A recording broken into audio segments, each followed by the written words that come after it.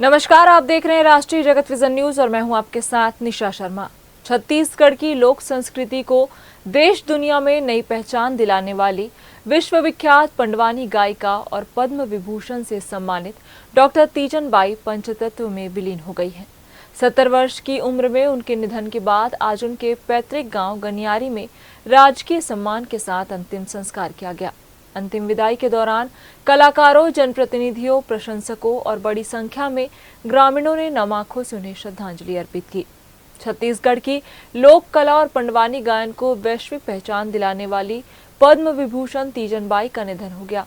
वे 70 साल की थी। उन्होंने शनिवार रात 3:15 बजे रायपुर एम्स में अंतिम सांस ली। वे पिछले कुछ समय से बीमार थी। भारतीय लोक कला में उनके असाधारण योगदान के लिए उन्हें पद्मश्री, पद्म भूषण और देश के दूसरे सर्वोच्च नागरिक सम्मान पद्म विभूषण से सम्मानित किया गया था। रविवार सुबह 11 बजे तीजन बाई के शव को उनके पैतृक गांव गनियारी लाया गया, जहां राजकीय सम्मान के साथ उनका अंतिम संस्कार किया गया। मुक्तिधाम में उनके पार्थिव शरीर के पहुंचते ही लोगों की भीड़ उमड़ पड़ी।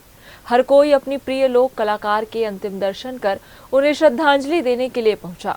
मुक्तिधाम में लोगों ने पार्थिव शरीर के सामने चोला माटी के हे राम गीत गाया। तीजन बाई ने अपनी सशक्त आवाज, प्रभावशाली अभिनय और अनोखी प्रस्तुति शैली से पंडवानी को देश ही नहीं बल्कि विदेशों तक में नई पहचान दिलाई। महाभारत की कथाओं को सुनाने की प्रेरणा उन्हें नाना से मिली थी। प्रधानमंत्री नरेंद्र मोदी ने तीजन बाई के निधन पर शोक जताया। उन्होंने एक्स पर लिखा, उन्होंने छत्तीसगढ़ की लोक कला को अपनी भव्य प्रस्तुति से दुनिया भर में पहचान दिलाई।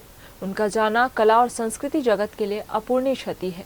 छत्तीसगढ़ के सीएम विष्णुदेव साय ने कहा कि पंडवानी के जरिए उन्होंने देश विदेश में राज्य का नाम रोशन किया।